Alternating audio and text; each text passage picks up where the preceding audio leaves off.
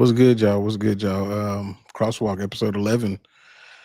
Man, you know what's funny, man? I thought we were gonna have a down week, but thanks, Connor. What's going on with you, man? Man, it's always good, man. It's always a treat when we get a chance to do this. Been looking forward to it, like I do each and every weekend. Ready to get into it and see where the conversation goes today. Absolutely, absolutely. So for those in the chat, if this your first time popping in here, I'm Jax. That's Cross, and that's where the crosswalk came from. We talk about a variety of things: UFC, NFL, college football, NBA. Shoot, we might even get into some MLB. I don't even know, but yeah, we talk about a lot of stuff. So first off, I think we'll start with the NFL first. Have you been paying attention to anything when it comes to like training camp or people getting paid, any of that stuff? So a little bit of the draft stuff, especially like what's going on with the Bengals with Shamar. What's the guy's last name? The defensive lineman came from A&M. Shamar Oh, yeah, Turner. Turner. And then like they haven't signed their other the Hendricks, their other edge rusher. Yeah. They haven't signed him yet. Yeah. And then, obviously the list that just came out with the NFL, the top 10 QBs. But other than that, it's been pretty quiet. There haven't been a whole lot going on with the NFL, but things about to pick up here really quickly. Yeah, training camp is about to start for most people, or for most teams, and there's a lot of stories. The NFL never closes; it never ends. Yeah, Hendrickson, thanks, Grammy. Yeah, What's up, Grammy? Yeah, the Rambling Dad. He's up in. He said, "Cross, keep yours on. Ain't nobody want to see it." Oh man, Chris Cushman. Yeah. Shout out to all the day ones, the ones that are always up in here. And like I always say, make sure y'all are sharing that out to other people. We're trying to make sure that this continues to grow as we move forward. But let's jump into this first story, because I know we got some other stories that we want to pop into. Every year, NFL quarterback rankings stir up debates, and this year is no exception. According to the writers at the Associated Press, the top 10 quarterbacks heading into the 2025 season have been revealed, and as expected, Patrick Mahomes holds the top spot. With Mahomes, Josh Allen, Joe Burrow, Lamar Jackson, and Jalen Hurts all performing at the peak of their careers, the competition is fierce. But here's the big question. Are these rankings truly on point? Or are some quarterbacks being overhyped while others are being slept on? Are we giving enough credit to players like Justin Herbert? Or is Baker Mayfield still hanging on too long? Let's break down the top 10s, pick out the surprises, and discuss which rankings make sense and which ones don't.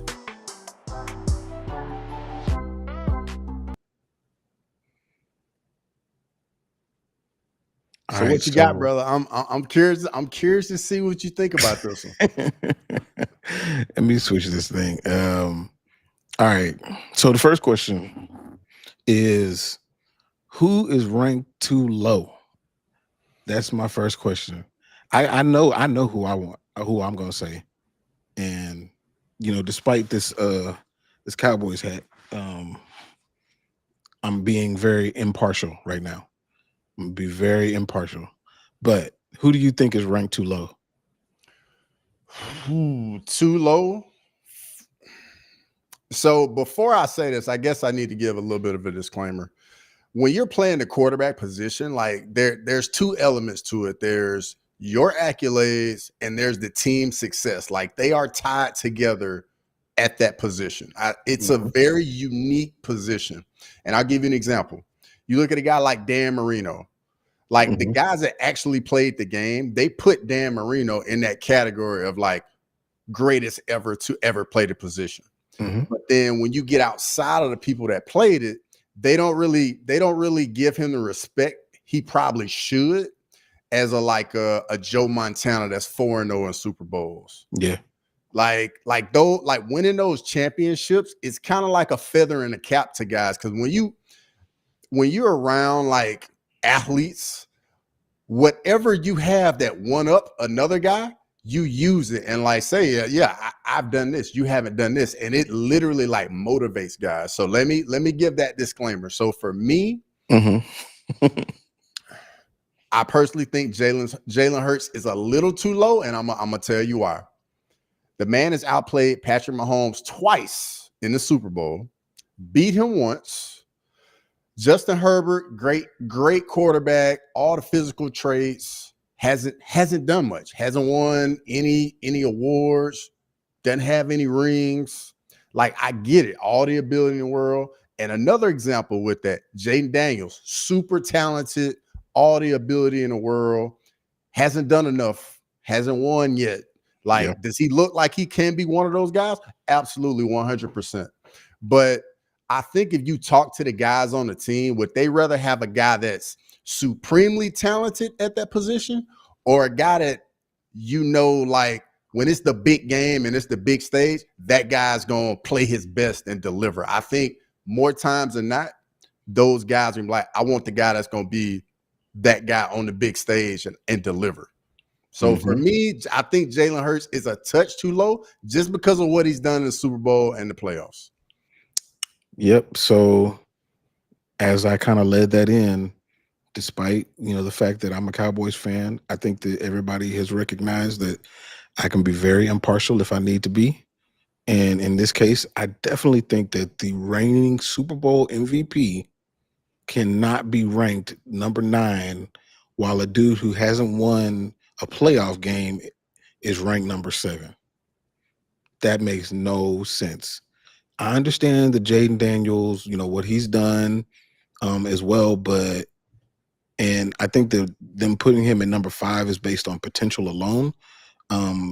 He has a lot of Lamar Jackson, in him as far as the way that he plays, and I think that at this stage of his career, going into his sophomore season, he's a better passer already than Lamar was at that point in time. But that being said, there's no way that Jalen Hurts shouldn't, at the very least, be number 5. I mean, like, I understand Matthew Stafford is who he is. He's also 37.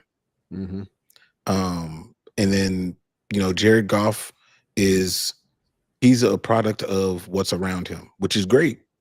And he has to do the job, but he's still a product of what's around him. So I think that Jalen Hurts is criminally underrated for what he does for that team. And the fact that he won Super Bowl MVP and they got him barely in the top 10 is insane. Because something else people don't give people credit for. When you got all that talent around you, you got to be the guy that keeps everybody happy. You got to keep everybody engaged, involved, picked up, where let's say like you got a superstar at one position, he's not seeing the ball as much as he would like, and now he's dejected. He don't want to block on certain plays, this and that. Like, stuff like that happens all the time in professional sports. So like those are those intangibles where that specific position, the intangibles matter so much. Yeah, 100%. You know what? Look at y'all. Talking about Pat Mahomes is in the right place. Baker Mayfield should be up there, and hopefully he gets a chance to go higher. Look at you. Okay. You think he know what he's talking about, or he just came up with he don't know what he's talking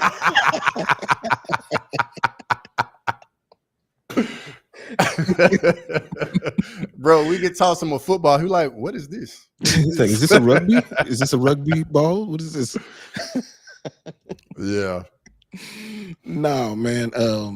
Dude, Baker Mayfield being on the list at all was a little bit surprising. Not to say that he's terrible or bad or anything like that. I actually like Baker Mayfield a lot, but I was a little bit surprised to see him there. But then when I thought about, the other quarterbacks, like, who would I take off? Who would I replace him with? The only person that I could think of was maybe CJ Stroud. And again, me being a person who is a Cowboys diehard, I'm not putting Dak Prescott in the top 10. Yeah, No. absolutely not. Because he still haven't won a playoff game, has He's won one. Yeah, he's won Mm. one. But we've still not made it to the NFC Championship in 30 years.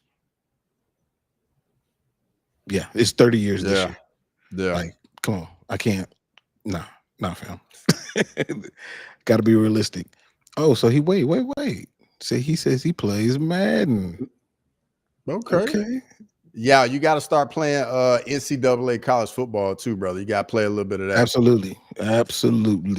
So that way you can play with me and Jax online, brother. Got to play that. Jordan said if someone doesn't want to do certain plays for the team to win because he's the star, wants all the glory, then fuck that thing. I mean, that's true. Absolutely. That's any sport. Yep. But these guys are human, and it does happen. 100% it does happen. Yeah, and football is unlike a lot of different sports where the percentage of the attention, the percentage of the salary cap, the percentage of the responsibility is firmly placed on these guys that you see on the screen. The identity of the team is these guys that you see on the screen. And there's a reason why when we look at win-loss records of quarterbacks, they're the only ones that get these win-loss records. We don't look at Barry Sanders and say, oh, well, his win-loss record was yada, yada, yada. He's the greatest running back of all time. I don't really think that you can really deny that. But, the same example that you brought up with Dan Marino, like people, like look at him terribly because he didn't win a Super Bowl. So it's not fair in two different directions. They get they get more love than they probably should, but they get more hate than they probably should as well.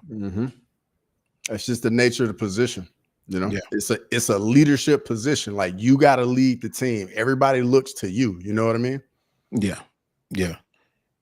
So I got a question for you. I got a quick little question for you. So the top four, is there anything you would switch with the top four? That's a good question because I have an answer for that. Yes. I would switch Lamar and Joe Burrow. That's probably the ones that I would switch. Lamar does have two MVPs. And now I know Joe Burrow has, he's made it to the Super Bowl, I think more recently. But and it's the top four, they are elite, and any of those four can win the MVP this year, hands down. Any of those four could definitely be the best quarterback league at any point this year. But I still think that right now, going into the year, I would put Lamar ahead of Joe Burrow, especially considering how slow they started last year. Yeah. Let's see. What did he say? Grimy said, based on intangible, dude was a freak athlete. Talking about Anthony Richardson. So Grimy, this is my rebuttal to that. If you go look at Anthony Richardson's stats at any level, the stats will never jump off the screen. Yes, freak athlete, but at that position, though, like being a freak athlete can only get you so far at that position. Like think young Michael Vick. Yes, Michael Vick was a crazy athlete at the position, but he still struggled when you were able to keep him in the pocket. You know what I mean? Like you got to be able to do a little bit of both. And I mean, Anthony Richardson at Florida didn't really do a whole lot. No, he didn't. And I'm sure Lane can chime in on that. 100%. And I mean, another example, same team. Jeff George. Jeff George was an unbelievable. I mean, his arm talent was ridiculous. I don't think that there's anybody that could throw the way that Jeff George could. But the problem with that is you got to throw to the right people at the right time in the right area. Yep. And I think that especially when it comes to black quarterbacks, we look at their mobility and their ability to escape pressure and make plays on the move. But you got to look at, some people who have the arm talent to fit the ball into tight spaces, but like they trusted way too much. And I think that that's where Jeff George got in trouble during his career. It's not all about the physical part of it. You got to put that together with the mental part of it, and all facets of the game. And I don't think that either one of those gentlemen have been able to do that. I mean, Anthony Richardson has the ability to do it, but his leash is getting real short because they don't have a lot of patience for what he's done so far. Absolutely. And I think honestly what they should do is try and use him a little bit more like how the Ravens used why am I drawing a blank right now? What, quarterback? Yeah. With a lot more design run game. Get him on like bootlegs a lot more, get him moving. If you just got him like flat-footed in the pocket, I think the game can speed up on him a little bit, and he can get rushed into making some bad decisions and then start getting inaccurate. But overall, though, I mean, I hope it works out for him. You never want to see somebody young come in and just struggle and never figure it out. But that's the way it is. Like, not everybody figures it out, unfortunately. Man, Anthony Richardson messed up my fantasy team a couple years ago. Dude, I thought he was going to come in. I thought he was going to be decent. So I was like, I'm going to wait to pick a quarterback. I'm going to pick up Anthony Richardson. He going to be all right. Bruh. And then the game that he was just like, nah, I'm not going back in. Like, for real? That's what we doing? Like, dude, come on. I've been sour on that dude ever since. I've been sour on him since. But I mean, I hope he gets it together, but I don't have high hopes for him. I really don't. Yeah. But he has the physical tools too. And then Grimy talking about Baker Mayfield ran from the cops one time. Bro, have you ever seen that video? He ran from, I think he either got tackled or he got I think he got tackled. And was Baker still in college when that happened? I think so. Yeah. Nah, Baker's wild, man. He's wild. He got this thing on I think it's with Peyton Manning's production company, Omaha Productions, where he does puts on the disguise and goes through this fan tour of the Bucs facility, and at the end he reveals himself. It's actually pretty funny. That dude has a crazy personality. I mean, it makes sense when you like watch his career and see what he was like in college. To be fair, I think he needed that to end up being the player he became, because you don't go from walk-on to Heisman Trophy winner and like just being like, oh, I'm just okay. Like, no, you got to think you are that guy in your mind. Yeah, 100%. Yeah. See, what you know about Bo Nix? Leroy don't know about Bo Nix. They got football in Canada, but he ain't Canadian. Grimy brought up Troy Aikman. Troy Aikman was actually really talented, but he played within the system, which to that point, he played within the system and used the people around him to get 3 chips. As he should. Shoot. Wait, who's Lane's team? Florida. Oh, okay. That's right. Yeah. Good luck with that. That's not gonna work out. Lane, are you a Dolphins fan too? Yeah, she might be. Probably is. All right, so let's dig into some UFC stuff real quick. Over the weekend, Derrick the Black Beast Lewis added another win to his resume, continuing his legacy as the most dangerous knockout artist in UFC history. But with the heavyweight division currently in flux, there's been some talk about whether Lewis could be a viable contender for the title, potentially facing Tom Aspinall for the belt. With the heavyweight division looking weaker than ever, could a fight between Lewis and Aspinall really make sense? Does Derrick have what it takes to contend for the belt again? Or is he way past his prime and just along for the ride? Let's break down the pros and cons of this potential matchup and discuss whether or not it's a realistic option for both fighters and the division.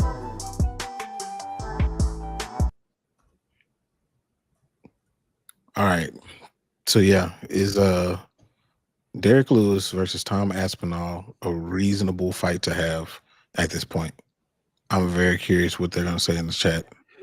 But I mean, we all know that, and we've all said on different platforms that the heavyweight division is troubled. So what do you think? I mean, based on what we know from the heavyweight division, if Dana White came out with one of his "What's up, guys" and said we're gonna have Derrick Lewis versus Tom Aspinall in November in Madison Square Garden, like, what would you? Is that even reasonable? I'm gonna say absolutely not. And I'll give you a couple different reasons as to why. So we've seen Derrick Lewis in title fights. He just does not show up in title fights for whatever reason. When Derrick Lewis is on the big stage, we don't get the Derrick Lewis we got this past weekend. Like, you put him in the main event of like fight nights, all of that. Yes, we gonna get super entertaining Derrick Lewis. And then we also got to think he lost to Cyril Gane. He lost to he lost to Johnson Almeida too, right? Yep. And these are both two guys in the top 5. Like, I don't think that would make any sense at all. But hey, we have seen stranger things in the UFC, so it could happen. But I personally think we're either gonna see Aspinall against Gane or Almeida. Yeah. Lane said absolutely not. D-Lou doesn't deserve it. And I would agree. Deserve, but deserve is the key word. The question is it reasonable? So I would say this: if Gane is available, if Almeida is available, then yeah, you got to go with them. Absolutely, you got to. But what I feel is a little Dustin Poirier situation coming on, where, if you remember back when he got that title shot against Makhachev, it was really just the timing. Dustin was a top 5, so it's different. But at that point, Dustin didn't necessarily deserve it. It's just he was in the right place at the right time. And really coming off of a win over Benoit Saint-Denis isn't really supposed to get you a title fight. But right place, right time, and he was available, and Makhachev really just wanted to fight. Well, looking at this situation, Tom Aspinall really wants to fight. He's been without a check that we know of for quite a while. Oh, what's up, MMA hoes? Hey, MMA hoes, while I'm on this, just got that plaque that everybody's trying to get. So congratulations to you. That's a lot of hard work to get there. Big congrats. That's a big deal. But yeah, so I feel like if things fall a weird kind of way, I think it's possible. I think it's possible that his next fight could be for a belt. I think that what would need to happen is it would have to be a situation where Tom ends up fighting somebody, fighting maybe Cyril Gane, wins, and then nobody else is available. It has to be something weird like that. But if it were to happen, I don't think anybody would bat an eye. And the reason I say that is because, one, he's obviously beloved. I've never seen anybody say that they don't like Derrick Lewis. And then two, even in that fight against Teixeira, kind of an early stoppage. Yeah, definitely. Bro, I was low-key surprised, but I'm like, what is Herzog doing? I mean, now I will say this. If the fight had kept going, he definitely should have lost the point. Like, he pulled himself up on the cage. Like, I can admit that. But this dude ate the left hook, ate some ground and pound, and was still there. Like, how are you jumping in? Like, clearly he's trying to get back to his feet. You know what I mean? Yeah. It put Herzog in a weird situation too, because, like, what does he do at that point? So obviously he got clipped. He was on the ground, taking some ground and pound, trying to get to his feet, grabs the cage with both hands. Do you stop it right there and take the point? Which you really can't. Exactly. If you stop it right there, then now you're losing the momentum of what Derrick. And so now Derrick is getting punished this dude grabbing the cage. But if you just let it go on, then I mean, I guess that's probably the only thing that you could do is just let it keep going.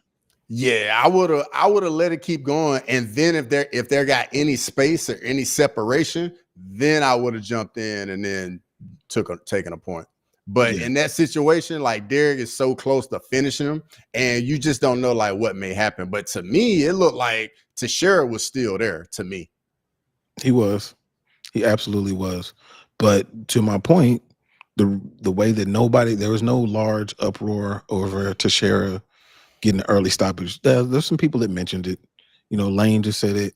There were people that mentioned it, but wasn't nobody going to no campaign of, for Taliesin Teixeira getting that win back because of the early stoppage. So like, just lets me know people love Derrick Lewis.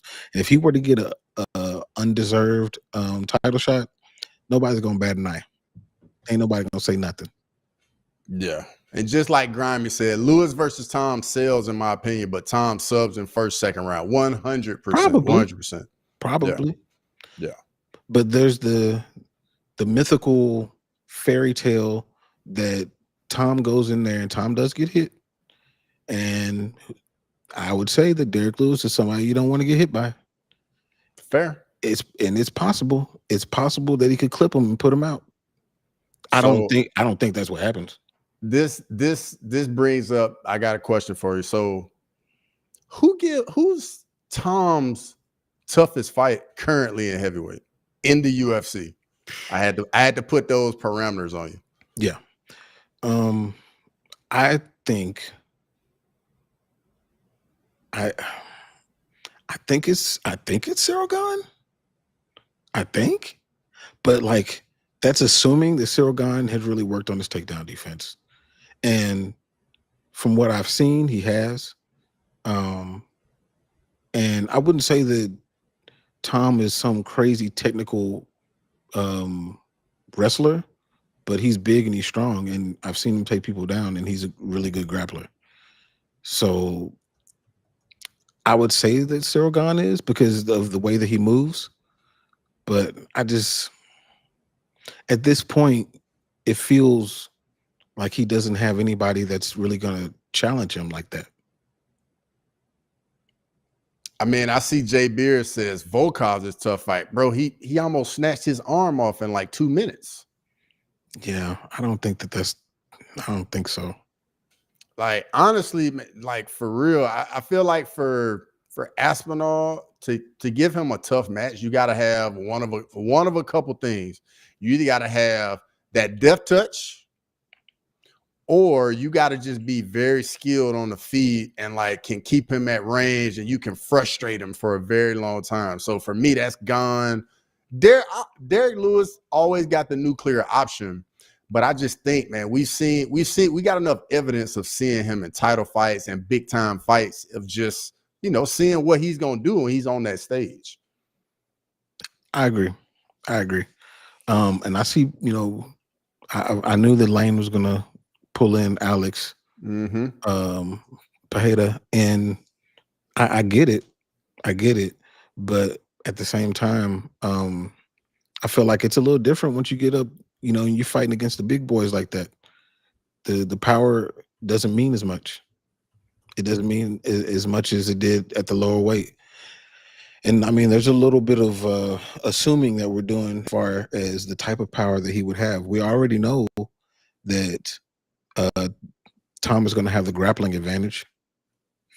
So if Tom has the grappling advantage and their power is the same or Tom's is better, is that really a fight? I mean, novelty is there, but I don't really give Alex that big of a shot. Same. Personally, I just don't think there's anybody currently at heavyweight where the danger factor is anywhere above like a 4 for me. Yes, Aspinall. And that brings up another question too. Is and so ITP MMA put out a video about Derrick Lewis and Tom and stuff, and I left a comment that there was a lot of conversation in there about, and I was saying that I thought that Tom is he's suffering because of the heavyweight division being the way that it is. Every other notable fighter that could be considered to be on the Mount Rushmore or even super popular, they have a primary or even multiple primary people that they fought that boosted their profile. Yep. I mean, you can go down the line and just name somebody, and there's going to be somebody on the other side of that helped boost their profile.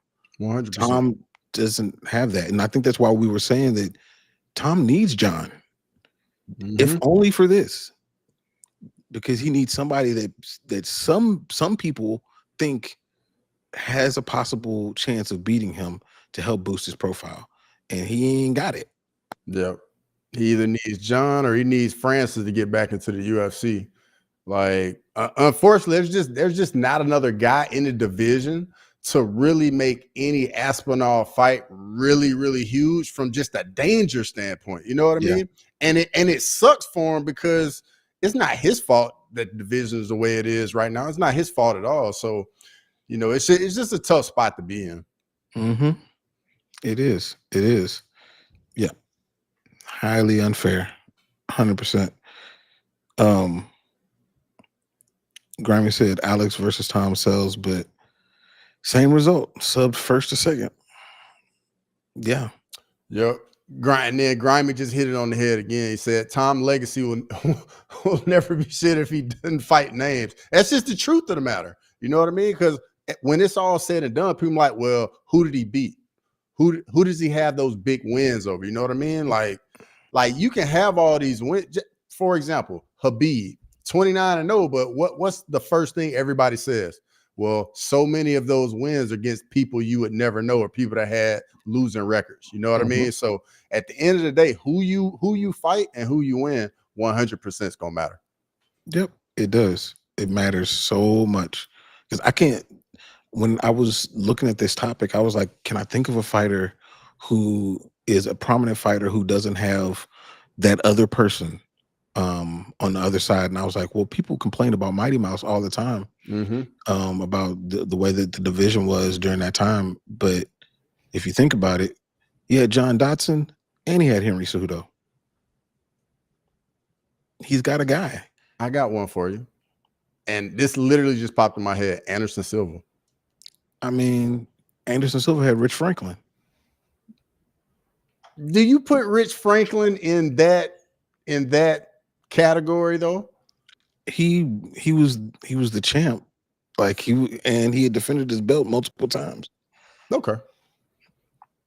I mean, a lot of these people, the reason that the other person doesn't, Kamaru Usman, the reason that Colby Covington doesn't have the accolades on that level is because Kamaru beat him up twice. Yeah. But if it wasn't for Colby, and even Kamaru would say that they did beautiful business together. Absolutely. I mean, and that's what Tom needs, somebody to do that level of business with him. Anderson Silva and Chael Sonnen, they did beautiful business together. Chael never beat him, but they did really good business, and it helped boost Anderson's profile. It's just the way that, I mean, Alex Pereira and Israel Adesanya. Yeah. Oof. Bro, we need to come on here once and just like talk about like our favorite rivalries.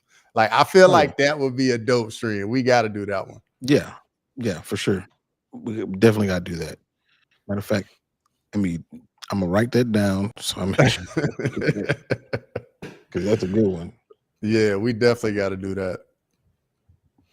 Because there's so many. Speaking of which, what do you think potentially has like maybe something that's not quite a rivalry right now, but just something that down the line could potentially become like a big time, like the next big time rivalry in the UFC? Ooh, man, that's tough.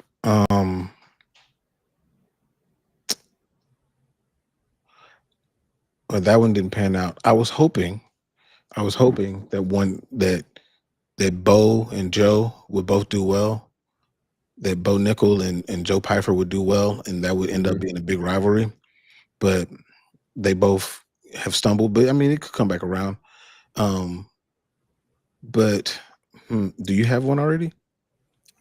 The one I think has some potential, just depending on what plays out over the next 6 months. I think Islam Ilya can be there, 100%. It could. Yair and Diego. Yeah, that could be a good one too.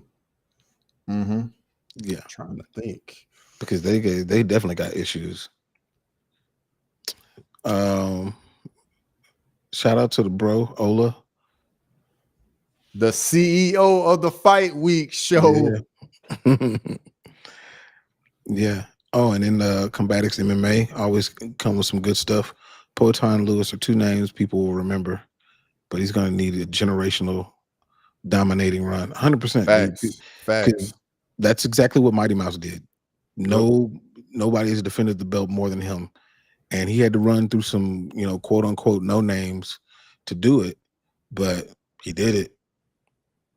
And that's a good shout from Ola too. Ilya Patty. That's the one. That's the one. That's the one right there. Yeah. That's a big fight. Huge fight. Other than that, I feel like we're kind of devoid of rivalries like we used to have. I got another potential one that I don't think will be as big from like a fan crossover standpoint, but from just a pure skill standpoint, that down the line could end up being a really good fight, is Ilya versus Mauricio Rufy. I was thinking about that one too. Yes, bro. Yes. To me, those two styles against each other would be perfect. Yeah, that's just a beautiful fight. I mean, you got if Hoofy is able to keep him away from him with the kicks, and he's not able to get inside and land the punches like that, it's a very different fight. It's a very different fight. Now, and then Rufy got enough power to where Ilya can't be reckless with him either. Yeah, he can't just walk him down. No. But on the flip side, can Hoofy keep Ilya's grappling away? Yeah, that's where Ilya's grappling will enter into the conversation. This is a good one too. Yeah, that's a good shout by Combatics right there. That's a real good shout. That's a real good one. Because that was a really good fight until Umar got tired. But I think they'll see each other again. They'll definitely see each other again. Yeah, no, that's a good one. We definitely got to we can do a whole stream on that. Absolutely. I love it. Yeah. All right. So before we jump into the next one, for the people who are in the chat that are creators like the Fight Week show, Ramblin' Dad, MMA Holes, who else? Who am I missing? Combatics MMA. Combatics. Yeah. Make sure y'all go and sub to them. Make sure y'all sub to us if y'all haven't. And yeah, let's pop into this next little conversation. Conor McGregor is back in the headlines, but not for the reasons he'd like. On his 37th birthday, rapper Azealia Banks shared explicit messages she says McGregor sent her, including messages from years ago that have now resurfaced. This controversy adds to the growing list of personal issues McGregor's been dealing with, leading many to question his character and his future, especially since his time in the UFC seems limited despite still having 2 fights left on his contract. With all this drama surrounding him and his career seemingly winding down, here's the question. If you were Conor's best friend, what would you advise him to do at this point in his life? How should he handle his personal life, his public persona, and what's left of his career?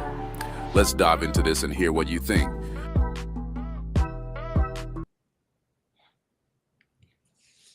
Yeah, I had to come at this a different way because what I wasn't going to do is show this man's piece on this platform. Definitely not. Definitely not. Yeah, that is nah. I saw it the one time. I was like, that is it. I ain't like Chael. Did you see what Chael was saying? Bro, somebody sent me that, DM me that on IG, and I was like, absolutely not, bro. Like who says that? Chael Sonnen. Like, bro, that's wild. Wow. Chael is a fool. Like, I can't believe he was saying all that, man. I mean, did a whole video on it.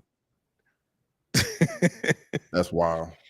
But yeah, So, if I was Connor's best friend, and like we had that type of relationship where I could actually like be straight up with him, talk to him, I'm like, bro, like, what's going on? Like, what are you doing? Like what are you wanting to accomplish? Like,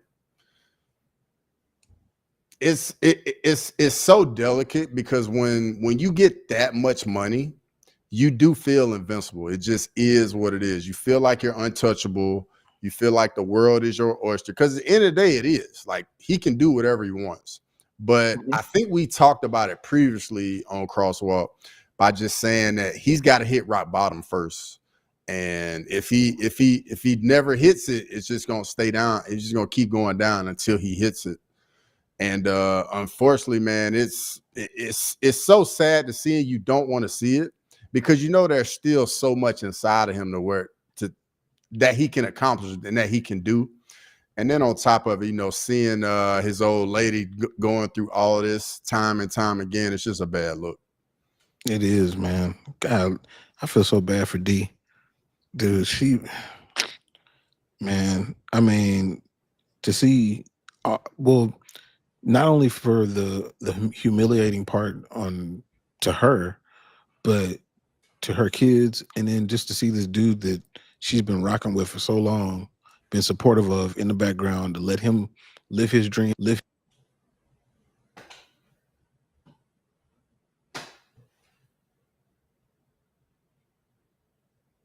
Did I do something? I think you're muted. I can't hear you. Did you mute yourself? Nope. Got nothing. Well, we're having technical difficulties.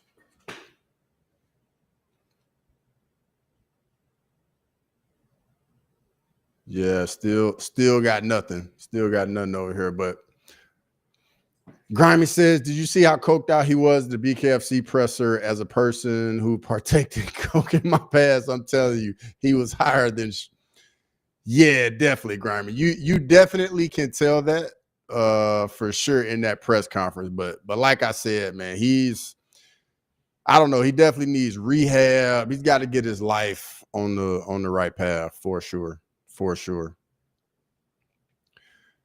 So Lane, you said his wife is the ultimate enabler. I mean, what can she really do? Is she gonna go? Y'all's neighbors got the jacks too. We got another mute mouse in here, Lane. It's all good, but it wouldn't be right if there's no technical issues going on. That normally never happens to me. I think we got we got you now. We got you. You're back now. That's so weird. Anyway, yeah, no, I feel sorry for his wife. I do. I feel sorry for his wife, his kids, the whole situation. But like, to me, man, I think the way that he acts, man, he just acts so much like an addict. God, he acts like an addict. And I feel like if I were his friend, it wouldn't be on no intervention type thing, but like, dude, come on, we got to go right now, because you're making a fool of yourself in front of the whole world, and everybody's laughing at you. I'm not, but everybody else is. We got to go fix this situation. And I feel like he don't got no real friends, man. The way that he acts, he ain't got no real friends. Yeah, it's tough, especially when you're in that position, man. And think about it, like, you're in a financial place where none of your friends are at, remotely close. And you know, it's just tough. It's just so tough, because at the end of the day, the people that care about you, they don't care about any of that money. No, they just want you to be okay.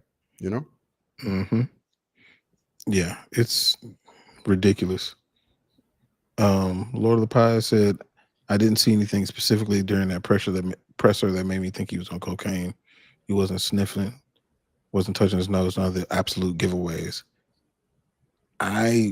I mean, Yeah, that's probably true. I ain't never used the booger sugar, but um he just, I mean, not even just then, when he was doing the press roundup for um Roadhouse, dude, he was acting a Yeah. fool. Yes, he was during the whole Roadhouse thing. 100%. I remember that. Dude, like he's everything that he's doing just looks like an addict to me. It reminds me a lot of I mean, I mentioned it before. It reminds me so much of Mike Tyson. And when it came down to it, that's what Mike Tyson's problem was. He was an addict.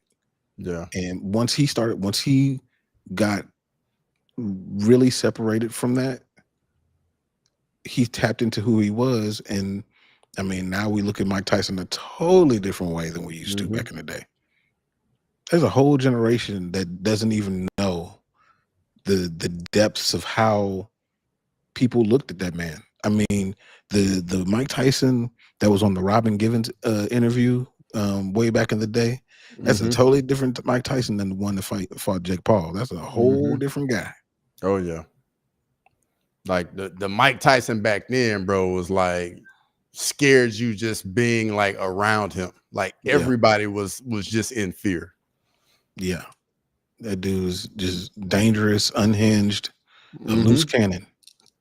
It, I think Jamie Foxx said that he was like a pit bull that got let off the leash in the room. That's what it was like anytime you were around him. Yep. He said he definitely uses, but I just didn't see anything that convinced me at the time. That dude uses a lot. And like you said, people are so dangerous when they have unlimited resources. Yep. So you've been around a lot of people who ended up getting a lot of money. Have you seen any situations where like the person clearly changed their character, like, I mean, horribly, from the person that they were when you first met them? Yeah, for sure. And literally what it is, man, it's just the money, the partying, and life just gets so much faster. Like you're just around, you're in all these different situations, positions, you're around people you're not usually around. Obviously, there's some recreational things around you at all times. And if you don't have that discipline, that control, man, it is so easy for guys to fall victim to it. And next thing you know, 6 months to a year goes by and they're a totally different person. You don't even recognize them anymore. I actually played with a guy and he actually OD'd, but he managed to survive. But he OD'd on Wow. opioids actually Dang. during the off season. And bro, it was actually one of my teammates OD'd, but he came back, and another one OD'd and did not make it, and they were like super tight, and they were like doing a lot of it together. So Wow. I've definitely seen it up close. That's crazy. It's full lazy.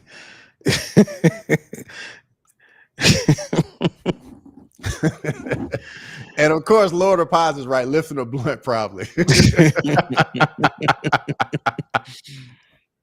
So wait, let me go back. Lane said, this is interesting.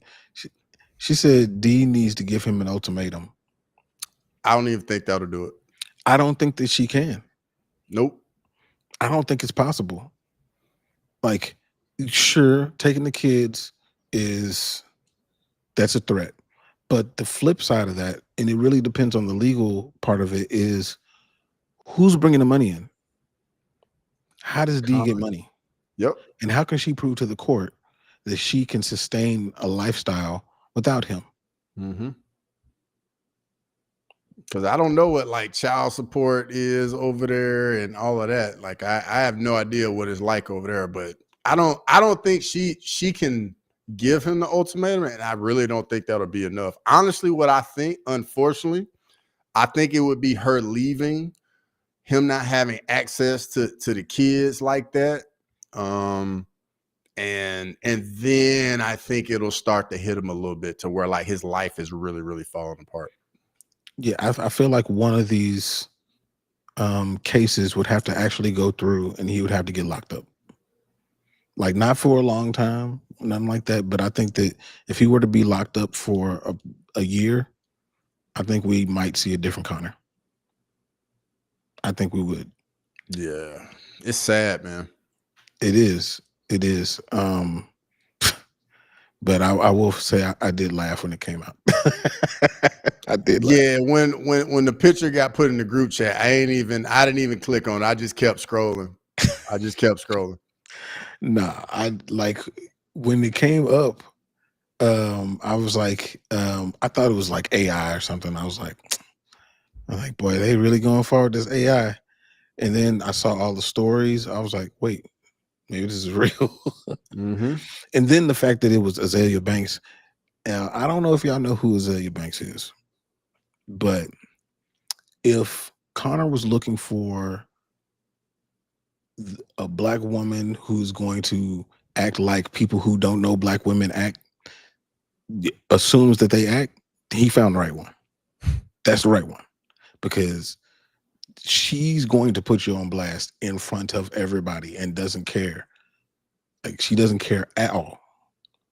And she doesn't care if there's any blowback on her. She has no conscience. No conscience. And yeah, that was the wrong one to be sending anything like that. And I've heard that they had a relationship at some point. It doesn't matter.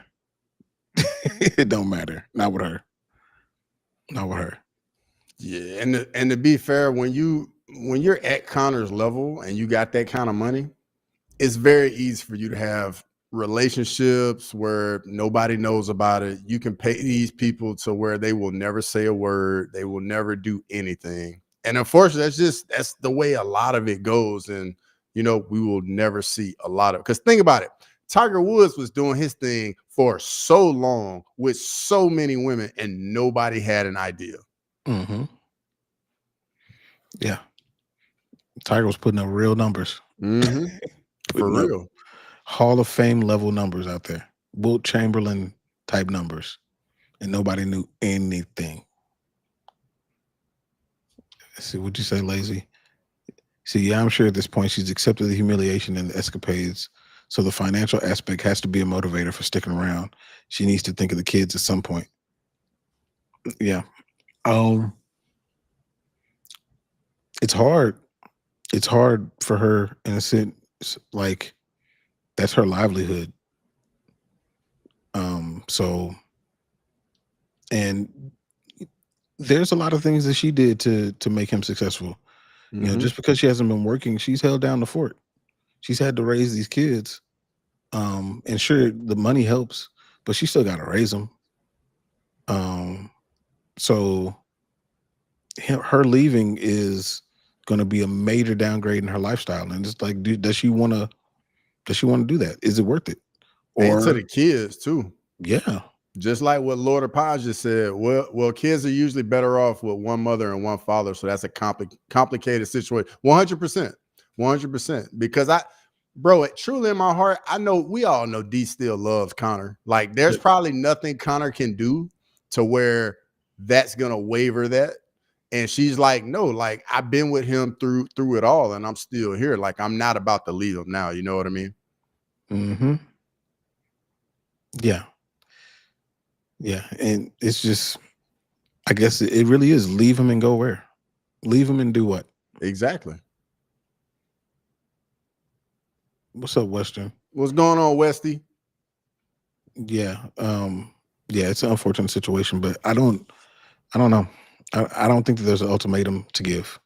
I think that she feels stuck. I'm sure she feels stuck. And it, from the outside looking in, it kind of look like she is. Yeah, they got 3 kids. Mm-hmm. I heard she was pregnant again.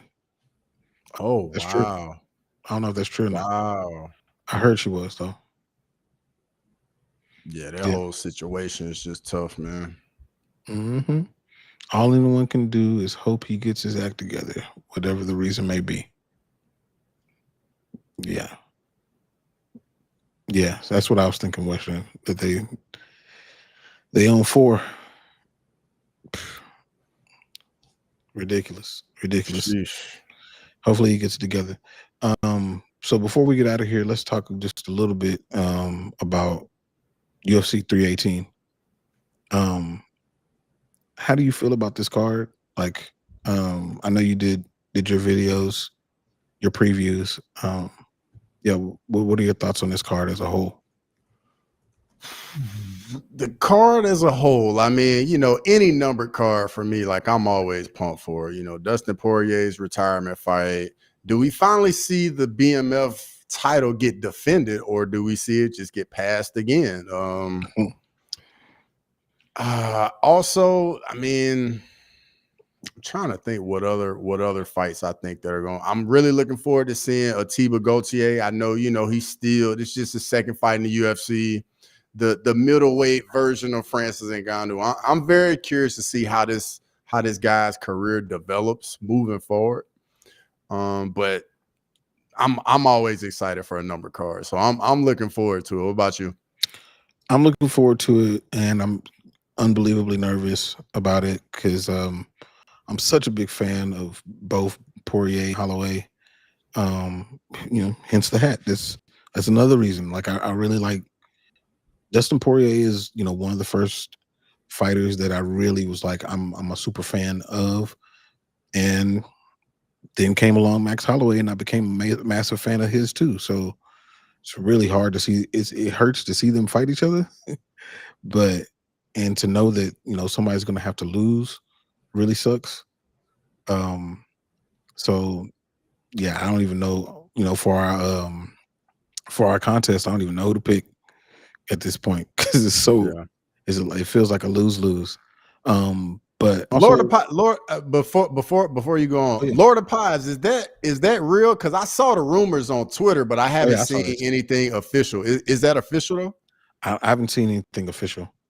Okay, but I've seen that all over the place. And Westy, you just asked about odds of Dustin fighting Ilya if he beats Max. Dustin he was just on the interview like a day or two ago saying that he's done. Yeah, he's not fighting. Yeah, even though I think that would be an interesting fight. Yeah, not happening. But I am excited about Atiba Gauthier. I feel like he's getting kind of a telegraphed easy layup fight, kind of a short fight against Valentin. Not that Valentin's a bad fighter or anything like that. He's just one-dimensional. Francisco Prado, I'm excited to see him him again. He's always fun. And then the grudge match between Marvin Vettori and Brendan Allen could be interesting. It could be boring.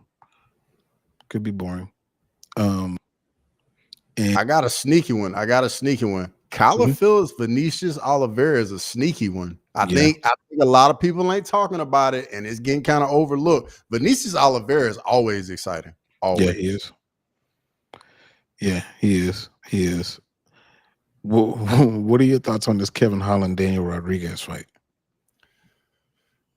I think it's a good fight for Kevin Holland. Like another striker, ain't gonna have to worry about takedowns, got a reach advantage. The only issue I could see is just maybe Holland has an issue with the southpaw, but outside of that, I think it's a really good matchup for Kevin Holland. What about you?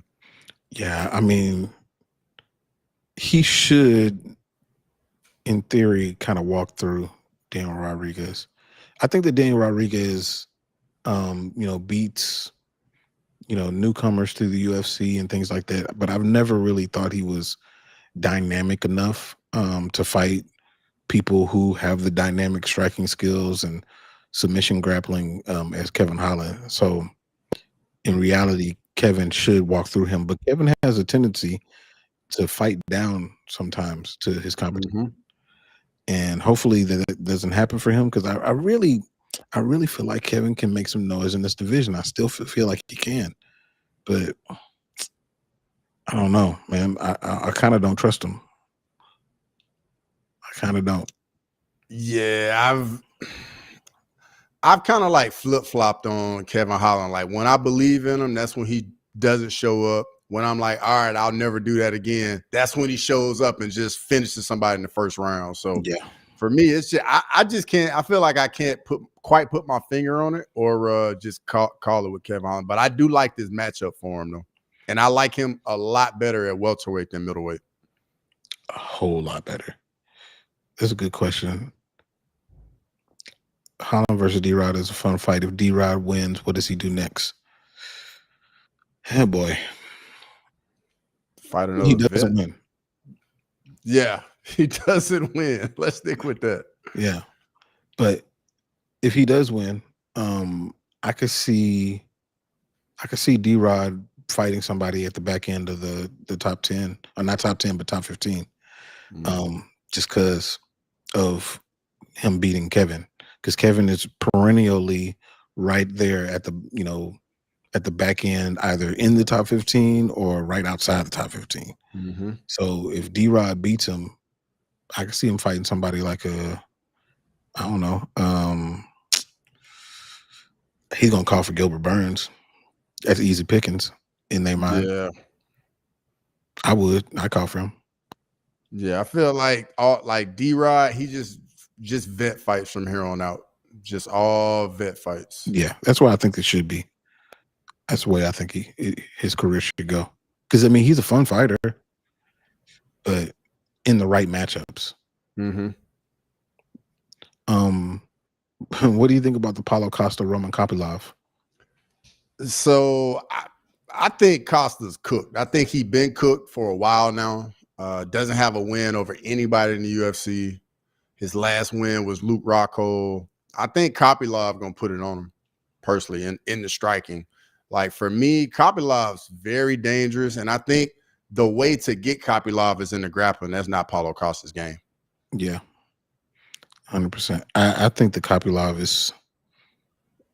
I've been high on him ever since he got into the UFC, and I think that he definitely. I think he finishes Paulo Costa. Yeah, that wouldn't surprise me at all. Yeah, to that Kopylov. I mean, Costa is the one who can't be trusted. Facts. Yeah. At least he's making weight these days, though. True. Yeah. Copy kicks him in the head. Yeah, maybe I'm speaking too soon, though. All right, last one I'm gonna ask you about on this card. Well, actually, two more. Dan Ige and Pitbull. So, Pitbull, man, his UFC debut, it really looked like he was just stuck in quicksand. He just couldn't get going at any point.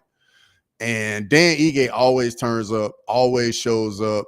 If you're not fully there, Dan Ige got some power in his hands, and he can do some bad things to you.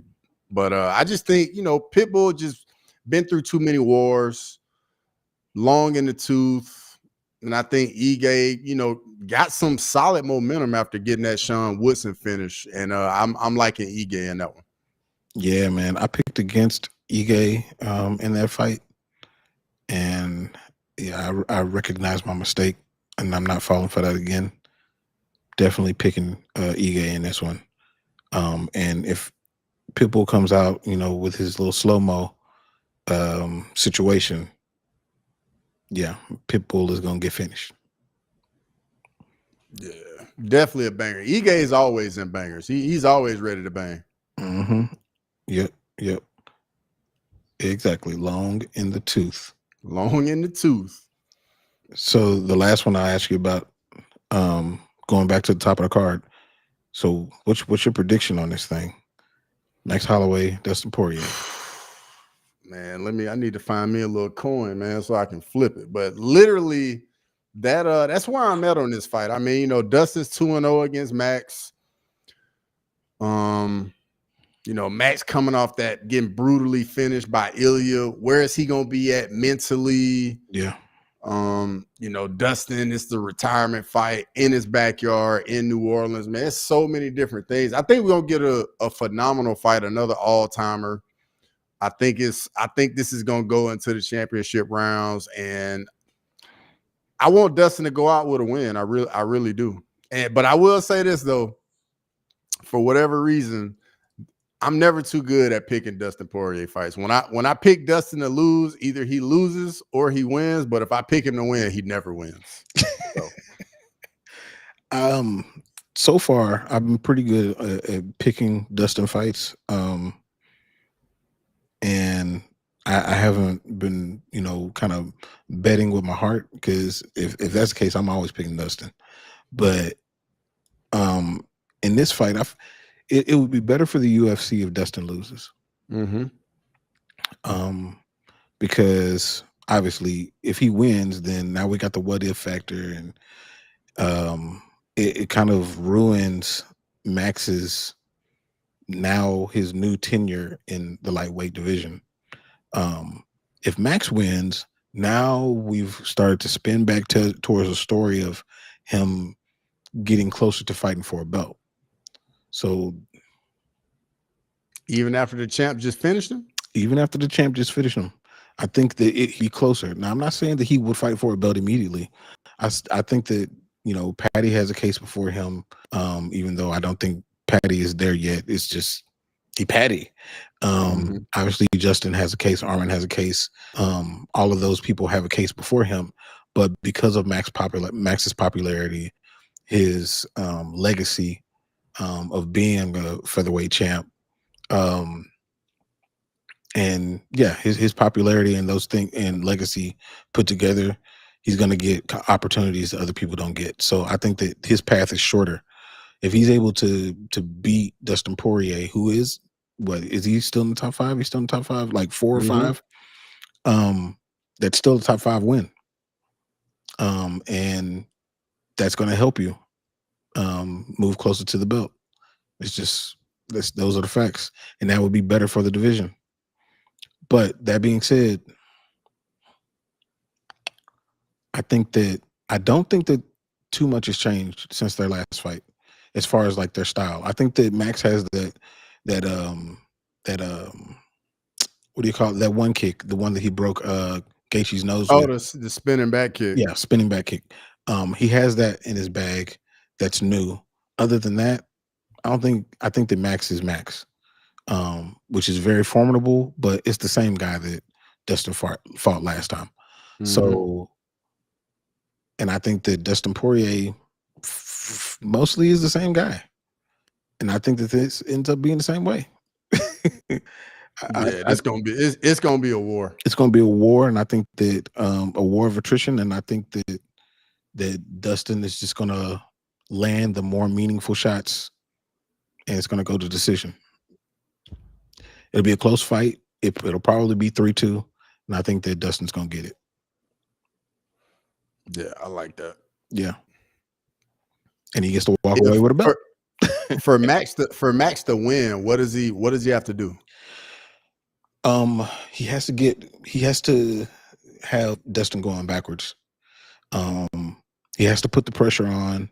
He has to throw that kick, because that kick is a great equalizer, because it makes people not want to come in to the pocket whenever they want to, because people who don't know about Max's striking or haven't experienced it, they think that he doesn't have power, so they'll start to go into the void, and yeah, they'll eat some shots, but it won't hurt them. That spinning back kick hurts people. And that, if he's able to employ that whenever he wants to, and he can do it in tight spaces, in long range, he can do it anywhere he wants.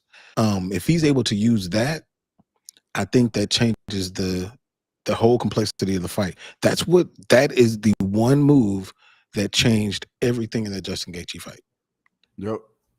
And I think because of that, Gaethje was no longer walking forward. He was walking backwards.